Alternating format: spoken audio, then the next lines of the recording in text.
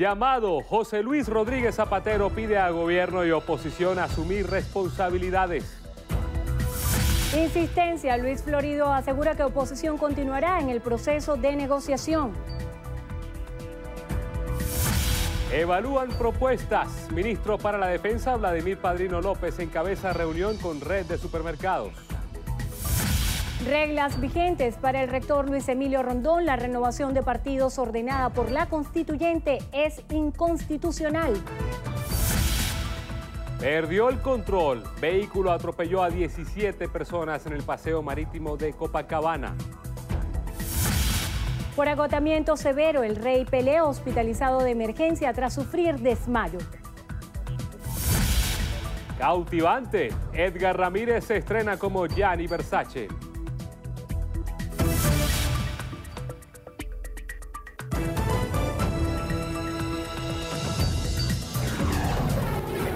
Noticiero Venevisión. Información justa y balanceada. Saludos amigos, sean bienvenidos a la emisión meridiana de Noticiero Venevisión. Muy buenas tardes Venezuela, les saludamos en nombre del equipo de Noticiero Venevisión, Ángel López y esta servidora Endrina Yepes. Comenzamos a revisar las informaciones y lo hacemos de inmediato. El expresidente del gobierno español, José Luis Rodríguez Zapatero, solicitó al gobierno y a la oposición venezolana a asumir responsabilidades para concretar un acuerdo de convivencia y paz. Esto en relación a las negociaciones que se llevan a cabo en República Dominicana. Zapatero aseveró que no se debe seguir retrasando la búsqueda de soluciones para los problemas que aquejan a los venezolanos. Pidió el apoyo de la comunidad internacional para contribuir a lograr un acuerdo definitivo. No vamos a tirar la toalla. Sabemos que el futuro de las generaciones de Venezuela, la paz, que al final es el valor esencial de una convivencia civilizada, está en juego. Y por ello apelo al gobierno, apelo a la oposición para que asuman esa responsabilidad. El tiempo apremia, no nos sobra el tiempo. Cada día que pasa es un día que puede fragilizar más un horizonte de paz y de convivencia. El exmandatario español reiteró que espera que en el menor tiempo posible pueda haber nuevamente una reunión entre gobierno y oposición.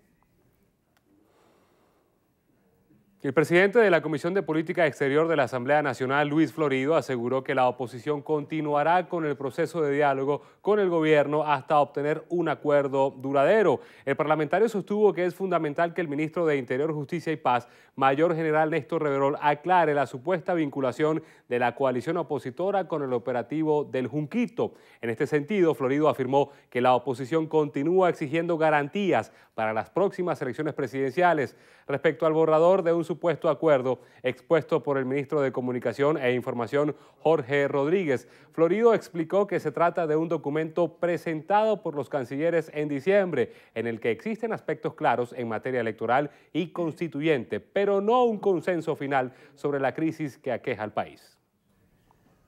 El representante por parte del gobierno en la mesa de diálogo, Jorge Rodríguez, aseguró que la oposición venezolana no ha asistido a dicha reunión por diversas presiones de aquellos que se niegan a aceptar que la única salida es la electoral. ¿Qué ocurrió? Que la razón por la que los felicitamos el pasado día sábado, 13 de enero, las muestras de arrojo, valentía y soberanía que dieron algunos representantes de la oposición el pasado día sábado, les duró escasamente 4 días y medio. Sábado 13, domingo 14, lunes 15, martes 16, miércoles 17 y ya hoy, jueves 18, sucumben a las presiones de aquellos que se niegan a la salida electoral en Venezuela, de aquellos que quieren boicotear la próxima elección presidencial en Venezuela. Aquí lo decimos con toda responsabilidad. Existen claramente sectores de la administración del gobierno de Donald Trump, de gobiernos como el de Mariano Rajoy, de gobiernos como el de Juan Manuel Santos, que presionan a la oposición para que no participen en el evento electoral presidencial próximo a ser convocado. Por eso es que se niegan a un acuerdo que señala garantías electorales extensas y un mecanismo de observación electoral internacional lo más amplio posible. Rodríguez aseguró que los actos cometidos por parte de la oposición venezolana demuestran la inmadurez y la inestabilidad de sus dirigentes políticos. Con la presencia de dirigentes nacionales y regionales, el Partido Movimiento al Socialismo celebra el 47º aniversario de su fundación. Santiago Gutiérrez nos trae los detalles. Buenas tardes, adelante. Hola, muchísimas gracias, amigos. Muy buenas tardes. A esta hora nos encontramos con dos figuras importantísimas de esta organización política. Felipe Mujica y Segundo Meléndez, presidente y secretario general respectivamente. La pregunta natural es, ¿en qué circunstancias se realiza esta celebración y qué importancia ha tenido el MAS en la vida política nacional? Hoy, en las condiciones en que estamos colocados, partimos de la idea de que los venezolanos tenemos que buscar una solución democrática, una solución electoral al terrible conflicto que tenemos hoy. Para ello requerimos que nosotros podamos tener una visión clara, primero, de tomar la decisión de participar en el proceso electoral. Segundo, garantizar que esa participación sea de la totalidad de los sectores democráticos.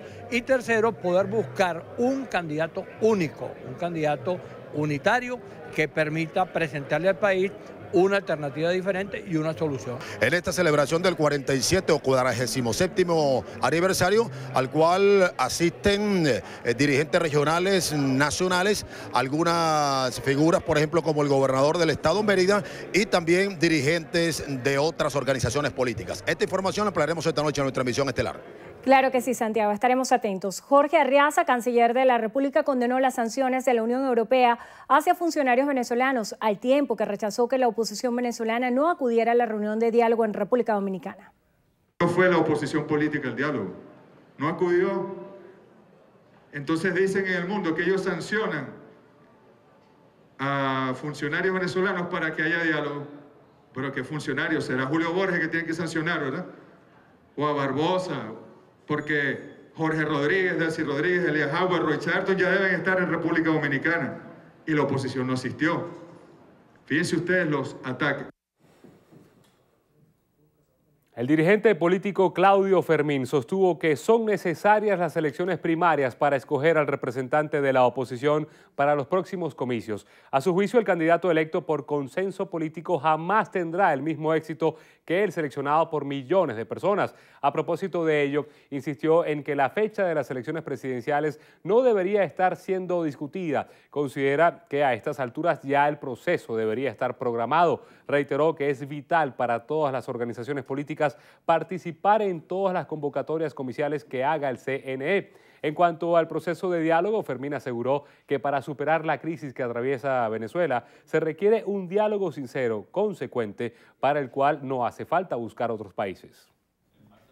El Papa Francisco ya se encuentra en Perú para continuar con su gira apostólica por Latinoamérica. Como parte de su segunda jornada de actividades en ese país suramericano, el Santo Padre se trasladó a la ciudad de Puerto Maldonado, donde se reúne con miembros de los pueblos indígenas. Francisco llegó a Lima este jueves en la tarde procedente de Chile y fue recibido por el presidente Pedro Pablo Kuczynski.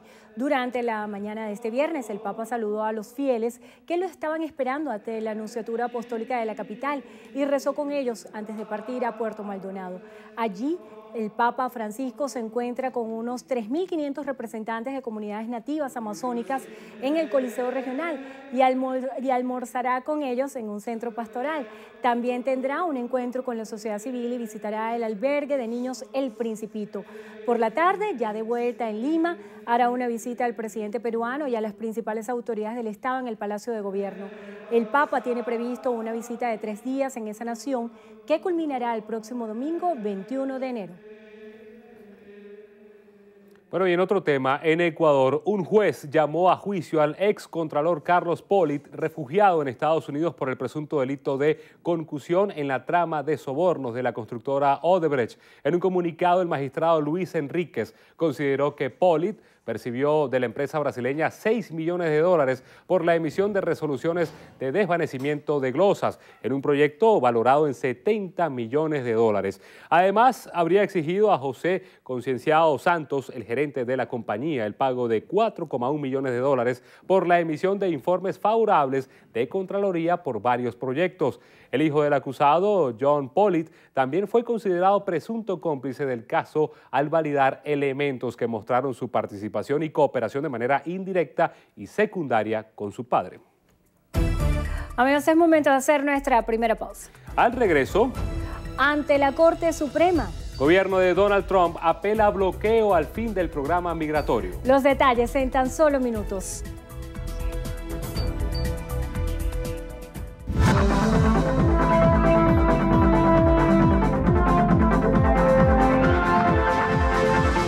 Janet Rodríguez necesita con urgencia dexametasona en ampollas. Quienes puedan ayudar, favor comunicarse a los teléfonos 0414-250-7310 o al 0212-662-5661. Las colaboraciones son gratuitas. No acepte realizar pago alguno. Un aporte más de Noticiero Venevisión por Venezuela.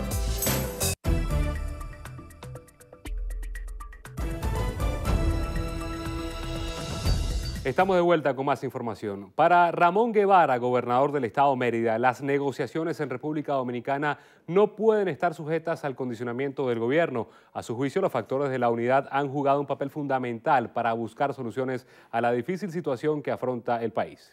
Yo sí creo que lo que hizo ayer los factores de la Mesa de la Unidad de no asistir a República Dominicana ante la realidad que se está viviendo y sobre todo con los hechos lamentables de los sucedidos en las últimas horas, tiene que revisarse y no poner en estudio o poner en el análisis que los factores democráticos son los que están impulsando esta situación. Contrario, los factores de la unidad están jugando a la vía constitucional, a la vía democrática, a la vía electoral, que es lo que nosotros en un principio hemos exigido y en eso están jugando los factores de la unidad. Ahora, si de aquí a una semana o a más tardar 15 días no hay respuesta, por supuesto, los factores de la unidad tendrán que decir por esto y por esto la situación que se está viviendo en el diálogo concertado con el gobierno nacional.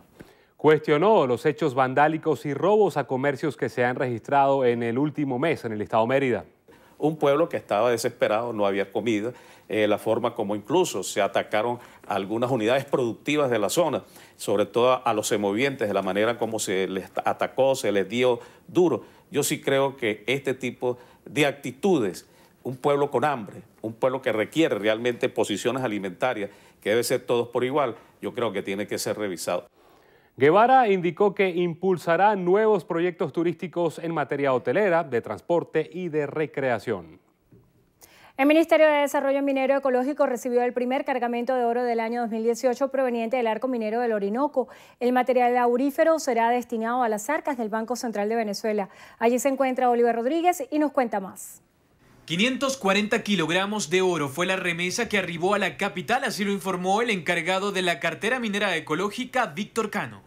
Continuamos el trabajo y el esfuerzo de todos los mineros y mineras que se encuentran en el norte del estado Bolívar, en el Arco Minero Orinoco, entregando pues este trabajo, que fruto de su trabajo, los 540 kilos que acaban de arribar en esta primera entrega del año 2018. Nuestra meta en el año es de entregar cerca de 24 toneladas de oro, es decir, unas 2 toneladas mensuales.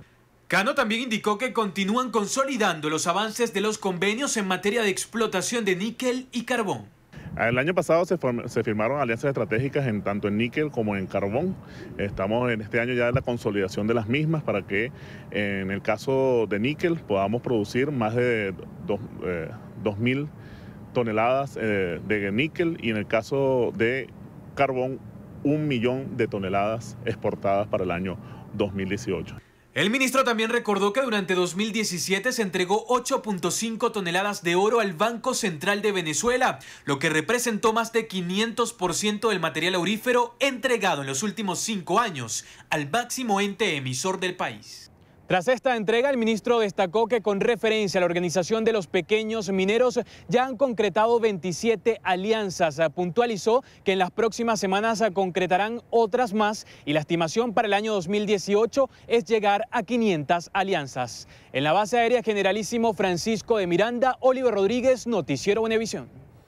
El rector principal del Consejo Nacional Electoral, Luis Emilio Rondón, calificó de inconstitucional el decreto de la Asamblea Nacional Constituyente en el que se obliga a 5 partidos de oposición a renovarse nuevamente ante el CNE. Rondón aseguró que la orden constituyente representa un claro retroceso en materia de derechos políticos que pretende de forma inconstitucional e ilegal modificar reglas vigentes en el estamento legal venezolano porque se está obligando a las organizaciones políticas que no participaron en las elecciones pasadas a cumplir con un proceso ya verificado el año anterior. El rector considera que la actual ley de partidos políticos es muy clara con respecto al proceso de renovación de organizaciones con fines políticos y destacó que está prohibido modificar leyes electorales 6 meses antes de llevarse a cabo una elección.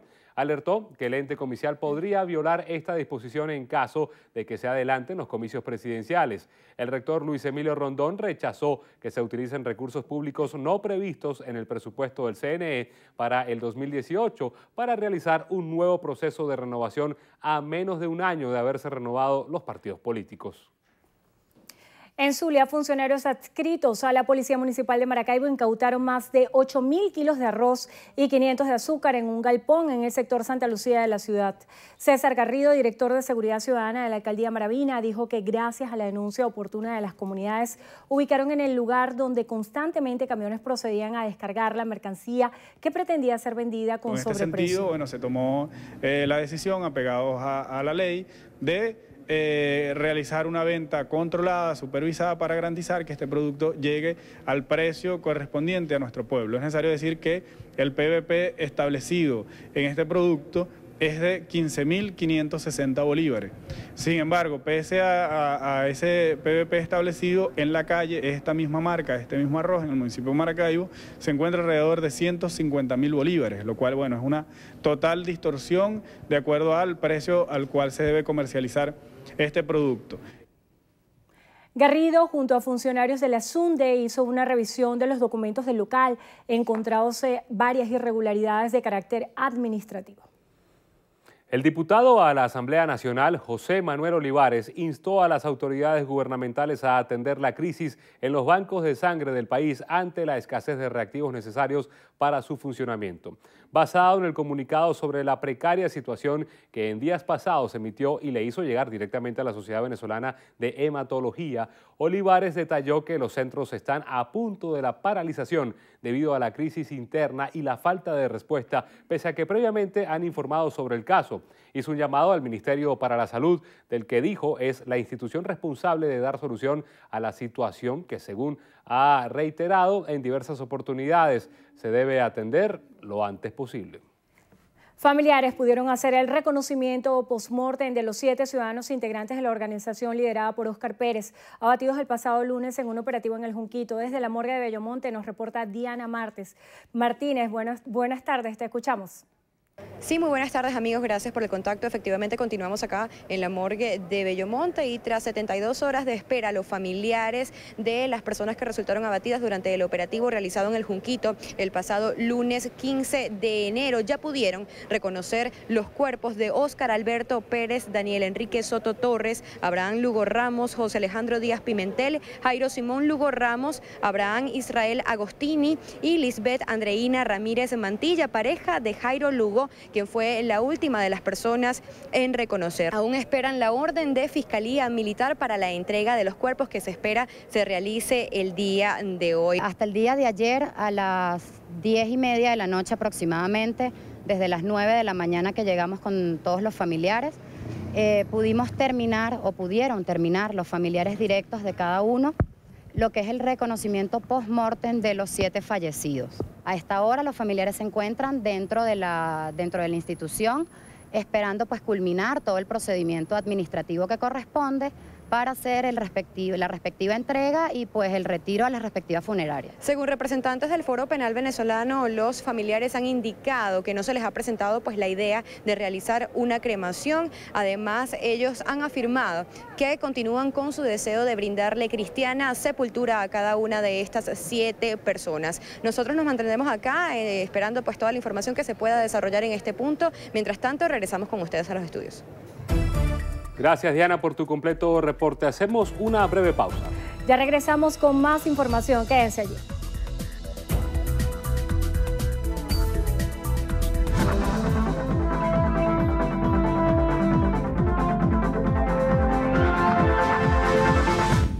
Paciente recluida en el hospital de Barquisimeto necesita con urgencia insulina cristalina NPH o Lantus. Quienes puedan ayudar, favor comunicarse al teléfono 0414-507-4577. Las colaboraciones son gratuitas, no acepte realizar pago alguno. Un aporte más de Noticiero Venevisión por Venezuela.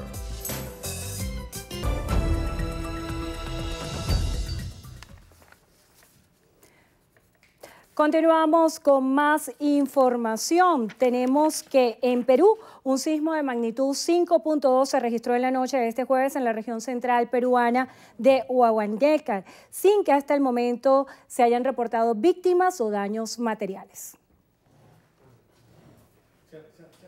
También tenemos que en Uruguay el sindicalista argentino Marcelo Balcedo fue detenido por lavado de activos. Esto se trata de la incautación de dinero en efectivo más grande registrada en el país suramericano, según un arqueo previo realizado por la Fiscalía, que permitió el hallazgo de $3.800.000 dentro de cajas de seguridad pertenecientes. Organismos policiales hallaron la caja en un lugar en Punta del Este y otros $2.2 millones. Se estima que este viernes abrirán otras 2 de las 6 cajas de seguridad del sindicalista y el monto total llegaría a $7 millones. Esta es parte de la cuantiosa fortuna del secretario general del Sindicato de Obreros y Empleados de Minoridad y Educación y dueño del diario Hoy, conformada como una vasta red patrimonial de apariencia ilegal con bienes en Argentina y Uruguay. Balcedo permanece detenido en la cárcel de Montevideo.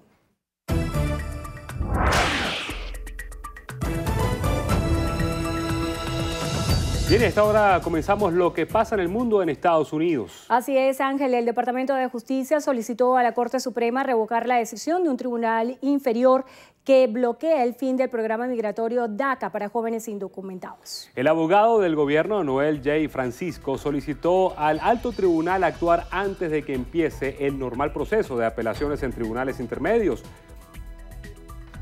Trump había derogado este plan en septiembre, aunque la medida no expira sino hasta el 5 de marzo. Con el fallo de California, su decisión habría quedado anulada. Bueno, y el expresidente de gobierno de Cataluña, Carles Puigdemont, defendió que es viable ser mandatario de esa región desde Bruselas gracias a las nuevas tecnologías. Sin embargo, dijo que no podría ejercer el cargo si es encarcelado en España. Asimismo, resaltó que la ley de Cataluña prevé usos a distancia para gobernar.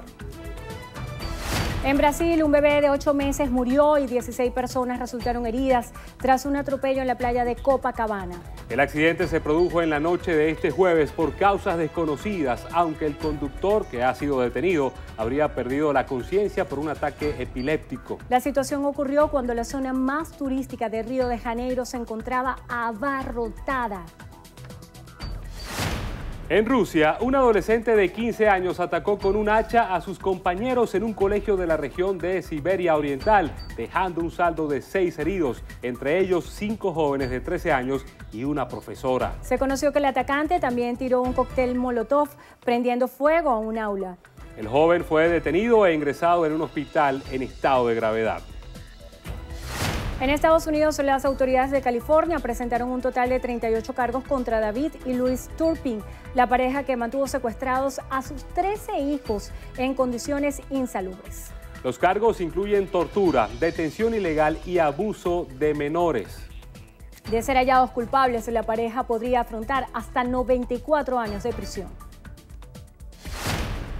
Bueno, y les dejamos con estas imágenes de lo que fue la espontánea boda celebrada este jueves en el avión papal rumbo a la ciudad chilena de Iquique.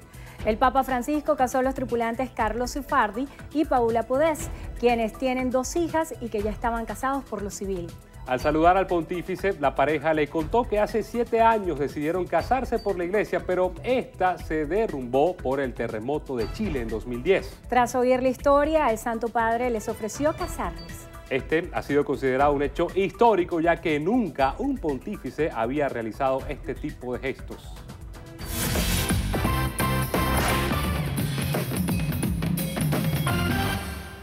Son muchos los factores que influyen en el origen del cáncer y un reciente estudio del grupo Nature señala la influencia que tiene la glucosa sobre el metabolismo celular. En Vida y Salud quisimos ahondar en el tema y consultamos con el especialista en oncología, Ricardo Paredes. ¿Qué hace la célula tumoral? Igual que la célula benigna, consume glucosa como parte de su metabolismo. Pero una célula tumoral, en teoría, se duplica mucho más rápido que una célula benigna. Por lo tanto, a mayor cantidad de glucosa, mayor va a ser su metabolismo. Ahora, que dentro del metabolismo celular, particularmente el tumoral, la glucosa ayude a un crecimiento mayor, puede ser cierto, mas no es el efecto causante de un tumor. Si el tumor benigno también consume glucosa como parte de su metabolismo, entonces, ¿qué lo diferencia de un tumor maligno? Que el tumor benigno hace un crecimiento local. En cambio, el tumor maligno, además del crecimiento local, tiene la potencialidad de dar enfermedad a distancia. Por supuesto, todas estas patologías tienen potencialidad de responder a un aumento de la glucosa, a un aumento de las proteínas, a un aumento de las hormonas esteroideas. Todo esto es importante tomar en cuenta cuando nosotros estamos evaluando a un paciente con cáncer. El especialista en oncología asegura que la glucosa es un elemento necesario para la combustión y el metabolismo celular, pero no es el responsable directo del origen de un cáncer. También asegura que sería un error sustituir el suministro de glucosa a un paciente con cáncer para inhibir el crecimiento celular, pues estaría impidiendo el desarrollo de las células sanas. Soy Joyce Adrián y será hasta una próxima entrega de Vida y Salud.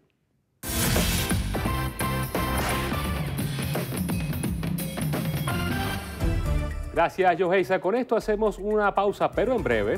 Segunda aparición. Pareja real fue recibida en Gales. Los detalles los cuenta Carielis Cuadros.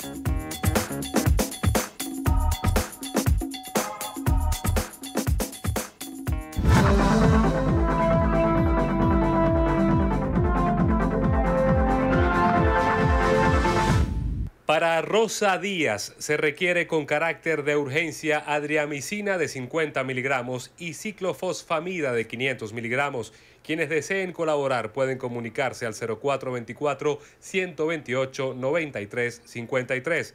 Las colaboraciones son gratuitas, no acepte realizar pago alguno. Un aporte más de Noticiero Venevisión por Venezuela.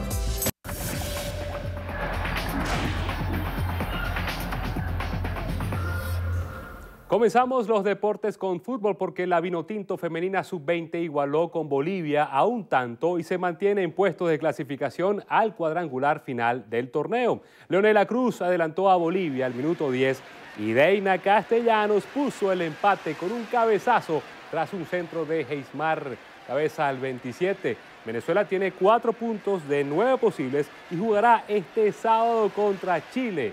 Una victoria criolla más un empate de Bolivia o un triunfo uruguayo le dará a Venezuela el pase a la siguiente fase.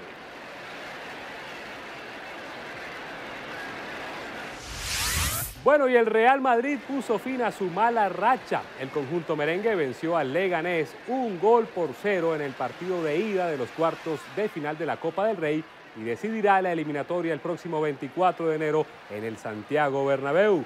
Marco Asensio anotó el gol de la victoria a tan solo un minuto para el final del partido. El próximo partido del Madrid será este domingo por la Liga frente al Deportivo La Coruña. Bueno, y el histórico exfutbolista brasileño Edson Arantes do Nascimento, Pelé, el Rey Pelé, fue ingresado de urgencia en un hospital tras sufrir un desmayo en su domicilio en Brasil. Pelé, de 77 años, tuvo que cancelar un viaje previsto para este fin de semana a Londres, donde iba a ser homenajeado el próximo domingo en una gala del Círculo de Periodistas Británicos. Pasamos al Abierto de Australia porque Rafael Nadal está a la cuarta ronda del torneo luego de derrotar a Damir Sumur en sets corridos de 6-1, 6-3 y 6-1. Nadal necesitó 1 hora y 50 minutos para hacerse con la victoria. El manacorí jugará ante el argentino Diego Schwartzman en octavos.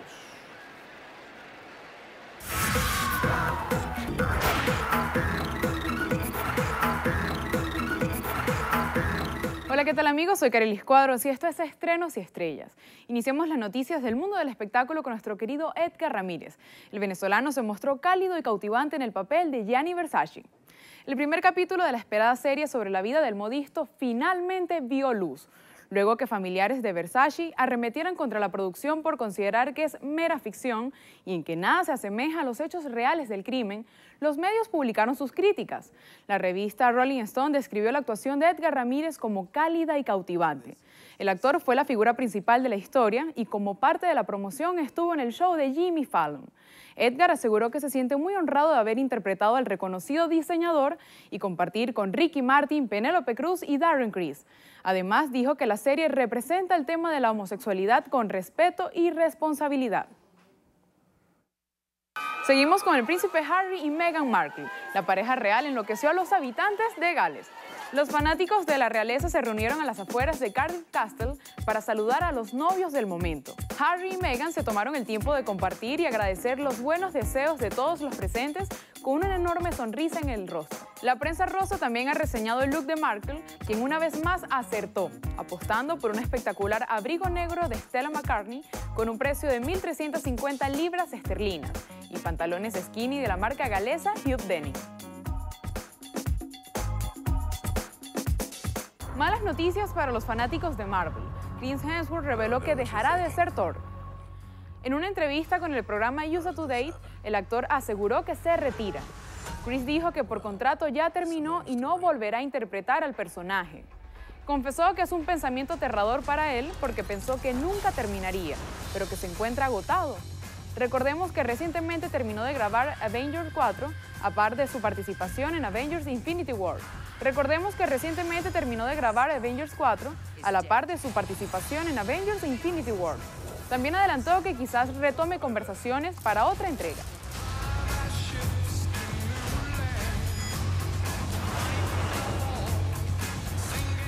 Así llegamos al final. Soy Carelis Cuadros y los espero en una próxima emisión de Estrenos y Estrellas por su noticiero Venevisión. Muchísimas gracias, Cariel. Y nosotros hacemos una breve pausa, pero al regreso en entrevista a Venevisión nos acompaña Tomás Guanipa, diputado a la Asamblea Nacional. Ya está listo en estudio.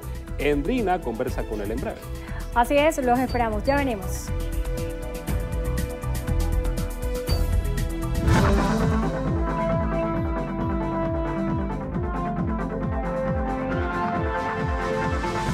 Paciente Antonio Salazar requiere con carácter de urgencia cetralina de 100 miligramos, clonazepam de 0.5 o 2 miligramos y los medicamentos que aparecen en pantalla. Quienes puedan colaborar, favor comunicarse al teléfono 0414-122-4048. Las colaboraciones son gratuitas. No acepte realizar pago alguno. Un aporte más de Noticiero Venevisión por Venezuela. Líder en opinión, por tu canal independiente, Venevisión. Muchísimas gracias por acompañarnos en Entrevista Venevisión. Ya estamos listos para iniciar nuestra conversación con el invitado del día de hoy. Él es Tomás Guanipa, diputado ante la Asamblea Nacional en representación de la Unidad, además secretario general de Primero Justicia. Gracias por acompañarnos. Gracias a ti por la invitación y saludos a todos los que nos están viendo a esta hora. Es muy necesario comenzar con todo lo que ha sido este proceso de diálogo. Hay quienes han apostado a esta vía como una posibilidad para resolver la crisis de nuestro país. Sin embargo, hay otros que desestiman los esfuerzos que se pudieran estar realizando por parte de gobierno y de oposición. Y lo que sucedió ayer es muy emblemático y es muy importante que usted lo aclare, porque en horas de la mañana se dio la noticia por un representante de República Dominicana que ninguna de las dos delegaciones habría llegado para el encuentro previsto, que ya el presidente Nicolás Maduro habría dicho que era un ultimátum para la oposición venezolana. En horas de la tarde, Jorge Rodríguez se apersonó a República Dominicana y la oposición no fue. Salió un comunicado en el cual se esgrimen 4 razones por las cuales la oposición no fue. El presidente Zapatero declara: el tiempo apremia, es necesario asumir responsabilidades. Y Jorge Rodríguez dice: Trump, Rajoy y Santos no quieren que las negociaciones sean exitosas. ¿Qué es lo que está pasando dentro de la oposición venezolana en torno al diálogo? Mira, yo creo que lo que ha ocurrido es que, en primer lugar, planteas el tema del diálogo en frente a alguna gente que no está de acuerdo con el camino a que se dé una negociación. Y nosotros creemos que el objetivo que tienen todos los venezolanos es superar esta crisis y lograr un cambio democrático. Yo creo que nadie se niega a eso. Y eso no va a ocurrir por generación espontánea. Eso va a ocurrir no solamente por la presión nacional e internacional que se ha ejercido en las calles y que se ha ejercido a través de gobiernos democráticos, sino también a través de un proceso de negociación en el que se permita buscar un camino en el cual se rescaten garantías electorales y la gente pueda elegir libremente. Los que no están de acuerdo con una negociación tienen que plantear cuál es la ruta. Lo que no se puede estar esperando son salidas que no existen en la realidad y que al final siempre dejan en manos del azar lo que pueda ocurrir en Venezuela. Y aquí todos tenemos que construir un camino para ese cambio. Ahora, lo que no puede pasar es que el gobierno quiera imponer un acuerdo bajo sus intereses que después no vayamos a tener garantías que vaya a ser cumplido. Y en ese sentido, lo que ha habido es una negociación muy seria por parte de quienes representan en la unidad para que los valores que hemos defendido en la calle se mantengan en un acuerdo y de verdad haya unas elecciones libres en Venezuela, que es el fin último para poder liberar al país de la crisis que estamos viviendo. Ahora, ¿qué ocurre? El lunes hay un evento profundamente grave en el país. Hay el ajusticiamiento extrajudicial, todavía no sabemos nada ni del fiscal, ni qué decir del defensor del pueblo, que ni siquiera sabemos quién es, frente a un evento en el cual el gobierno persigue a unos funcionarios policiales que están siendo acusados de sedición, pero que al ellos emitir una opinión pública, además a través de las redes, que querían rendirse, son ajusticiados y terminan muriendo personas que no debieron haber perdido la vida. Yo recuerdo perfectamente en el año 92, éramos todavía muy jóvenes, pero recuerdo perfectamente que después del golpe de Estado, cuando en el año 92 es un golpe de Estado donde murieron varias personas, el presidente de la República posterior, Hugo Chávez, se rinde y le son garantizados todos sus derechos humanos. Entonces, eso que ocurrió el lunes es profundamente grave, pero más grave aún es que luego el ministro del Interior quiera manchar la negociación, y ahí es donde tú ves si de verdad hay un interés en el gobierno en que exista una negociación seria cuando involucra a quienes están sentados en esa mesa como delatores de quienes fueron asesinados extrajudicialmente, y eso es un delito de lesa humanidad. Más allá de los delitos que haya podido cometer quien fue asesinado, eso nunca en Venezuela debería ocurrir, y ha venido ocurriendo con las OLP. Los barrios de Caracas están llenos de gente que han sido asesinados así. Luego los cancilleres de México y Chile, que son garantes de este proceso de diálogo, no iban a estar. Y ha quedado muy claro dentro de las reglas de la mesa de negociación que toda conversación es frente a los cancilleres y frente a la veeduría internacional. Por lo tanto, la reunión de ayer no era posible y se anunció desde la mañana que no iban a ir. Que luego haya ido Jorge Rodríguez para hacer un show a través de los medios de comunicación, bueno, forma parte de la falta de seriedad de un gobierno que intenta implosionar la negociación porque saben que una negociación seria tiene que conllevarnos a una elección libre para cambiar este gobierno que tiene sumido en el desespero a los venezolanos. Diputado, no asistir se puede interpretar de muchas formas. ¿Por qué no asisten y exponen esos mismos argumentos que usted está exponiendo aquí frente a las cámaras ante la comunidad internacional? Primero, porque el gobierno se comprometió a aclarar el tema del ministro del Interior y no lo hizo sino cuando estaban en República Dominicana. En segundo lugar, porque para que la reunión se pueda llevar a efecto, y eso es importante que la gente lo sepa, estas son unas reuniones que tienen la veeduría internacional de cancilleres de distintas partes del mundo y que es imprescindible que estén en cada reunión, porque ellos al final son los garantes. Y ellos no iban a estar. Entonces no era posible hacer la reunión ayer. No hubo la aclaratoria del gobierno, que la hizo después Jorge Rodríguez, que específicamente dijo que efectivamente jamás hubo ese tipo de delación, a pesar de toda la manipulación que hizo el señor Rodríguez ayer, pero no estaban los cancilleres y por eso la reunión tenía que posponerse. Ahora, fíjate lo que ocurre con el señor Maduro. La semana pasada dice que los diálogos en Colombia duraron hasta 4 años y ahora dice que es un ultimátum para la oposición. A nosotros no nos pueden poner ultimátum, porque el ultimátum que se le está poniendo es al pueblo venezolano, que no tiene que comer, que no tiene medicina, que está desesperada por la inseguridad, que está viviendo un caos producto del desastre de este país. Y nuestro camino no es darle tiempo al gobierno para que se mantenga en el poder, sino garantizar elecciones libres para que la gente pueda elegir un nuevo gobierno que nos saque de la crisis en la que estamos viviendo. Tomando palabras del expresidente Zapatero cuando él hace referencia a que el tiempo apremia, ¿qué estima la oposición venezolana? ¿Cuánto tiempo más debería durar este proceso de diálogo? Y si de alguna manera esta estrategia de dilación, ¿a quién beneficia? Porque los venezolanos de alguna manera estamos esperando todos respuestas. El que el gobierno no quiera llegar a un acuerdo, tal cual como está planteado, como tiene que ser, un acuerdo en el que rescatemos la Constitución, donde rescatemos los derechos de los venezolanos, donde se abra una posibilidad para que la gente pueda tener acceso a alimentos y ayuda humanitaria en términos de medicina, donde podamos tener garantías específicas y claras en torno a un proceso electoral, demuestra claramente que esto es un gobierno que está negociando para ganar tiempo y no para entregar el poder en una eventual elección donde ellos pierdan. En una elección tú puedes ganar, puedes perder. Lo que no puedes hacer es modificarla, manipularla para con un fraude mantenerte en el poder. Todos sabemos en Venezuela que la gran mayoría de los venezolanos no quieren que este gobierno continúe, pero tienen secuestradas las instituciones, entre ellas el Consejo Nacional Electoral, y en definitiva yo sí creo que el tiempo apremia, porque cada día que pasa hay más venezolanos que sienten como el desespero llega a su hogar, hay más venezolanos que pierden la vida por no tener que comer, hay más venezolanos que buscan de la basura, y eso no lo merece absolutamente nadie, pero nadie puede resignarse a que esta sea la situación que nos toque vivir para siempre. Diputado, ayer Jorge Rodríguez también decía que existe un acuerdo de garantías electorales con una observación internacional ampliada. También se había colado informaciones de que la oposición tenía previsto no participar en las elecciones presidenciales. Esto está de la mano con los anuncios de candidaturas presidenciales a los procesos de primarias. La gente está muy confundida acerca de lo que puede suceder en un eventual escenario electoral y también hay muchas especulaciones acerca de la posible fecha de las elecciones presidenciales. ¿Qué información maneja usted en este sentido? Bueno, ha habido avances en el proceso de discusión en algunos puntos, en otros no. Por ejemplo, hay un tema para nosotros vital, esta directiva que está en el Consejo Nacional Electoral, que ha sido la que ha declarado al país el fraude en las elecciones regionales, en las elecciones municipales y en las elecciones constituyentes, no puede ser quien dirija una elección que sea transparente, por eso es un contrasentido absoluto. O sea, quienes han cometido el fraude van a manejar ahora una elección transparente, eso no tiene sentido.